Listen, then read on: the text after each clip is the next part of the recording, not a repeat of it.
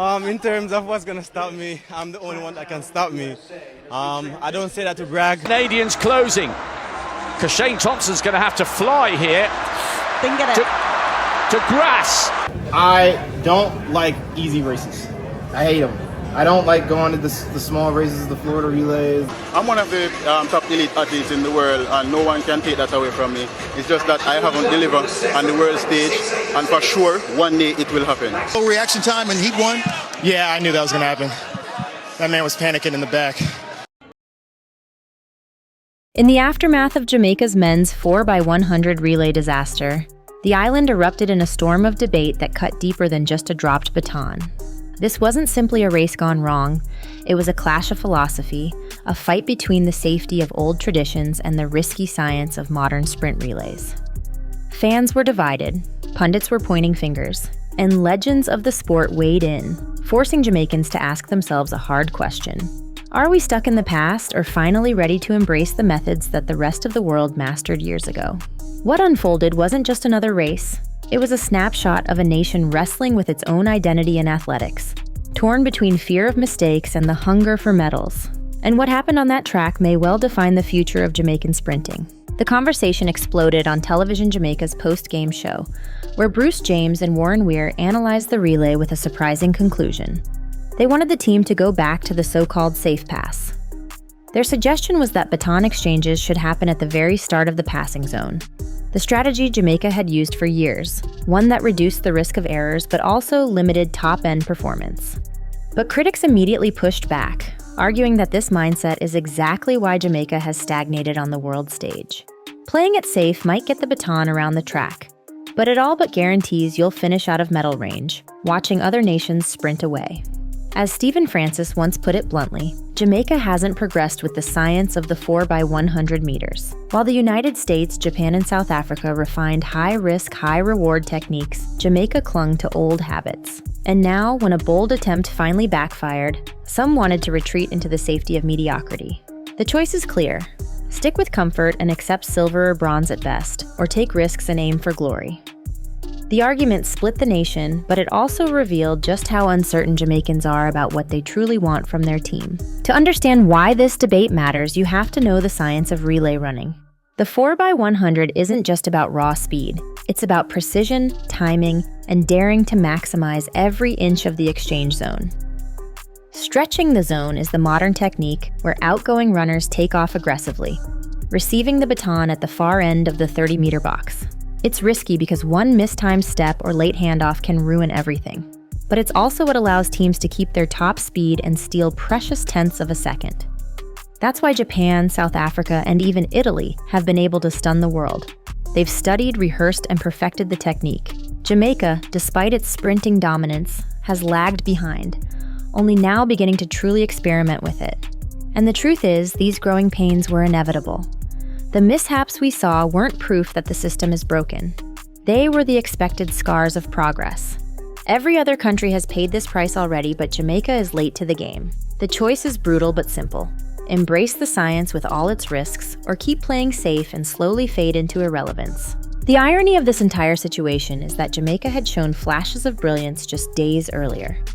In the heats at London, fans saw something they hadn't seen since the golden era of 2012. Smooth, crisp baton exchanges that looked effortless and lightning fast. Rohan Watson blasted out of the blocks.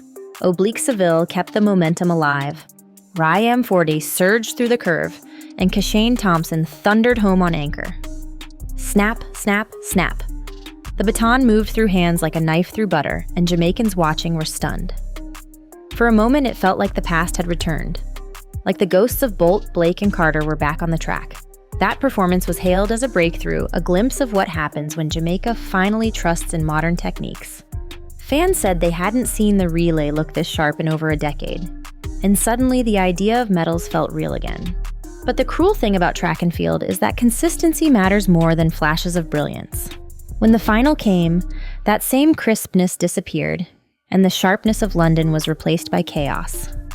The very thing that made Jamaicans believe in the future made the collapse in the final sting even worse. One of the first warning signs came in the second exchange between Oblique Seville and Ryan Ford. While not catastrophic, it was sluggish, almost hesitant, with the baton taking what felt like forever to move from one hand to the next. In sprinting terms, a fraction of a second is an eternity, and this lapse disrupted the rhythm of the team. The hesitation forced Ford to adjust his drive phase, killing momentum before the crucial handoff to Kishane Thompson. Replay angles didn't focus much on this moment, overshadowed by what came later, but anyone watching closely could see it. The baton moved like it was stuck in glue, far too slow for a world-class relay. It was the kind of micro-mistake that doesn't make headlines, but in elite sprinting, small errors pile up into big consequences. This exchange didn't ruin the race, but it set the stage for disaster, tightening the pressure on the final baton change. And when the spotlight turned to Kishane and Ryan Ford, the narrative that followed would spark one of the fiercest debates in Jamaican track history. As soon as the race was lost, a scapegoat was chosen, Kishane Thompson. Social media erupted with claims that he had run away from the baton, leaving his teammates stranded in the zone. The accusation was that his eagerness caused the baton to be left behind. But this narrative was built more on frustration than fact. Critics ignored the actual technical markers and jumped on the easiest story: blame the anchor. But evidence quickly surfaced showing that Kishane had followed his markers perfectly.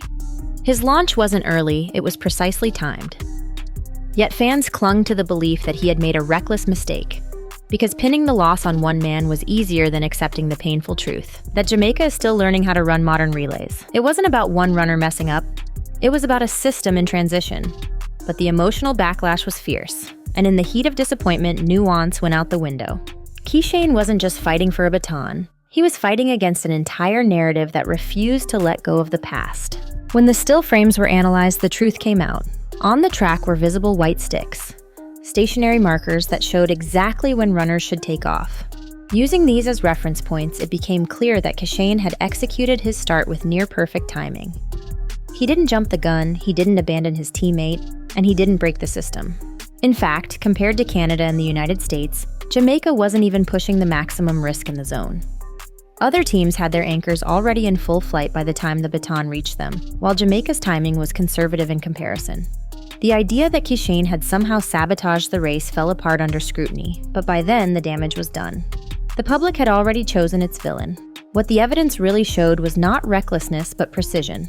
The mishap wasn't about when Kishane moved. It was about what happened next, when hands and batons got confused in a split second of chaos. Slow motion replay revealed the heartbreaking truth. As Ryan Ford stretched out to pass the baton, something went terribly wrong. Instead of placing the stick securely into Kishane's hand, Ford's palm made contact with Kishane's, creating the illusion of a handoff that never happened. Kishane, unable to see behind him, felt skin instead of baton.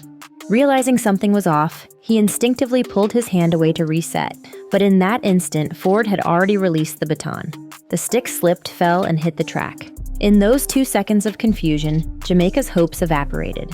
It wasn't fear, it wasn't Kishane running too early. It was a simple technical slip, a breakdown of rhythm and communication at the worst possible moment. And yet, that tiny detail carried devastating consequences, transforming a medal chance into another bitter reminder of how cruel the 4x100 can be.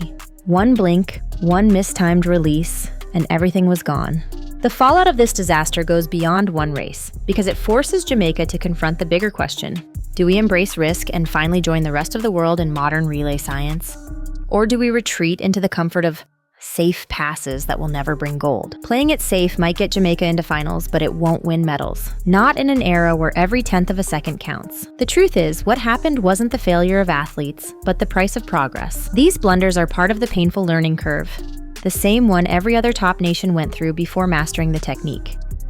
Blaming Kishane or clinging to outdated strategies only distracts from the real issue, that Jamaica must evolve or risk fading from the top of the sprinting world. The baton drop in London wasn't just a mistake, it was a test. And the question now is whether Jamaica will panic and step back, or push forward through the chaos and come out stronger on the other side.